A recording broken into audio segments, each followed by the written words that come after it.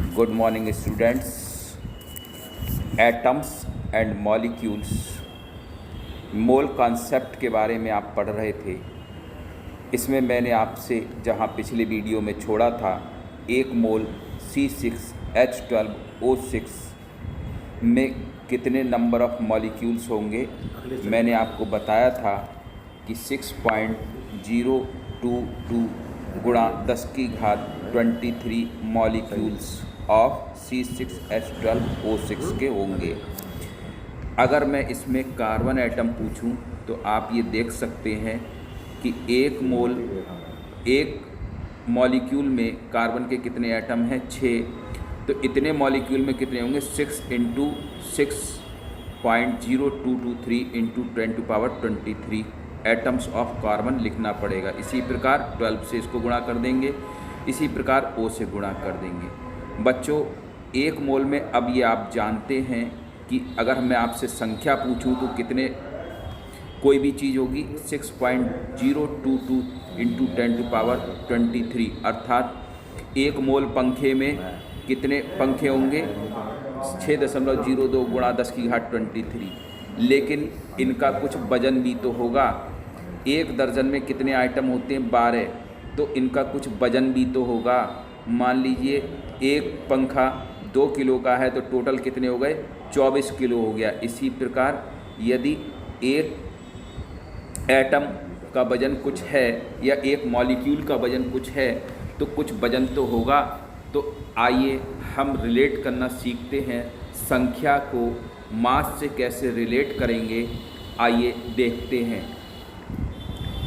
देखिए, यहीं से शुरू करते हैं। एक मोल H2O की बात करें, अगर मैं आपसे पूछूं कि इसमें कितने मॉलिक्यूल होंगे तो अब आप ये अच्छी तरीके से बता सकते हैं कि एक मोल H2O का मतलब हुआ कि उसमें 6.022 गुणा 10⁻23 मॉलिक्यूल H2O के होंगे।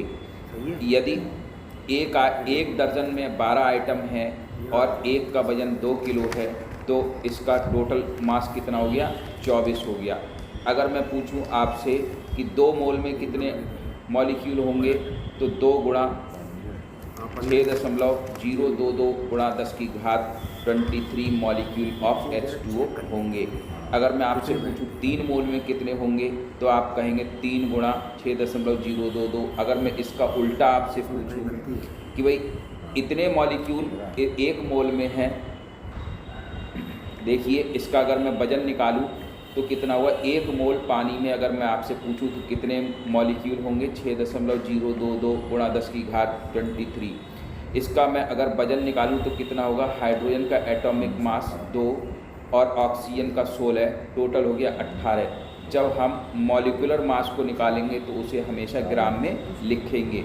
मैंने आपको कहा था कि इसको 18U या 18G भी लिख सकते हैं। तो अब यहाँ से आपके लिए सवाल बनते हैं कि एक मोल में कितने मॉलिक्यूल्स होंगे, 6.022 गुणा 10⁻23। तो बच्चों, आपसे अगर मैं 2 मोल में पूछूं तो कितने होंगे, 2 गुणा 6.022 गुणा 10⁻23 मॉलिक्यूल्स ऑफ H2O। 3 मोल में तो 3 से गुणा कर दूंगा। इसको उल्टा भी आपसे पूछ सकता है कि इतने मॉलिक्यूल अगर 1 मोल में हैं तो आधे मोल में कितने होंगे, इसको आधे से कर देंगे, 2 से भाग कर देंगे तो आधे मोल में आ जाएंगे। और इसी प्रकार यदि मैं पूछूं कि भाई इतने मॉलिक्यूल का वजन 18 ग्राम है, 1 मोल का वजन कितना, 18 ग्राम, तो 2 मोल का कितना होगा, 36 ग्राम, 3 मोल का कितना होगा, 54 ग्राम।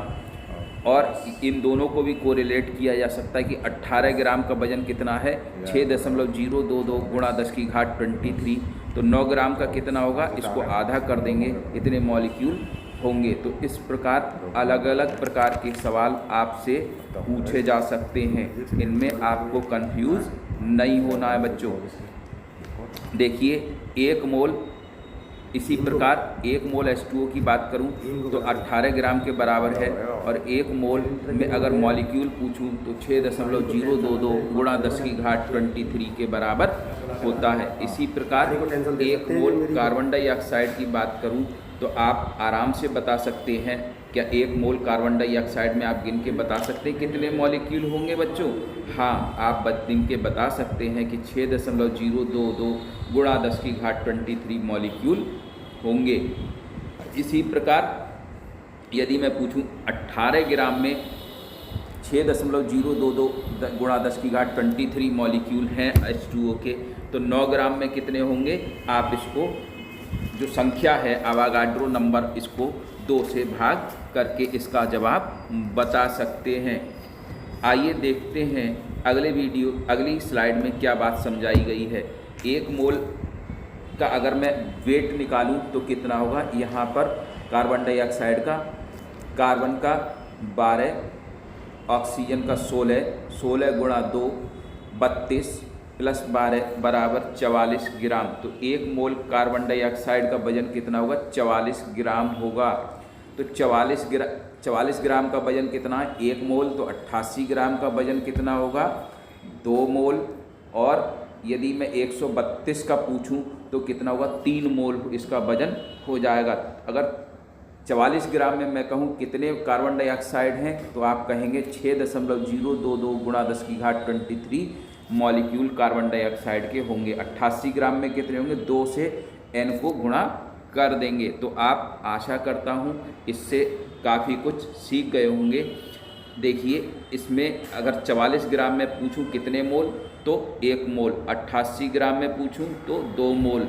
1 मोल में कितने मॉलिक्यूल होंगे कार्बन डाइऑक्साइड के, तो आप कहेंगे अवागाद्रो संख्या के बराबर। 2 मोल में पूछूं तो आप कहेंगे 2 गुणा n के बराबर। या ये पूछूं 44 ग्राम में कितने होंगे, तो आप कहेंगे अवागाद्रो संख्या के बराबर।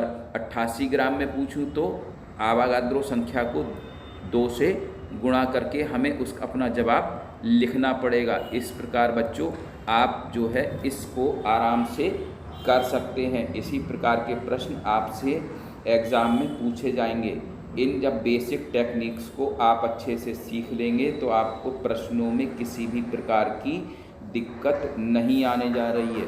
तो इस प्रकार 18 ग्राम का मतलब है 1 मोल पानी। इसी प्रकार 18 ग्राम का मतलब है उसमें अवागाद्रो संख्या के बराबर उसमें मॉलिक्यूल होंगे। अब सवाल को आप ये देख सकते हैं कि सवाल को अलग अलग तरीके से इस प्रकार पूछा जा सकता है कि 2 मोल में कितने होंगे, तो मैं आपसे पूछूं तो 2 गुणा n। इस तरीके से आप अलग अलग तरीके से बातों को समझ सकते हैं बच्चों।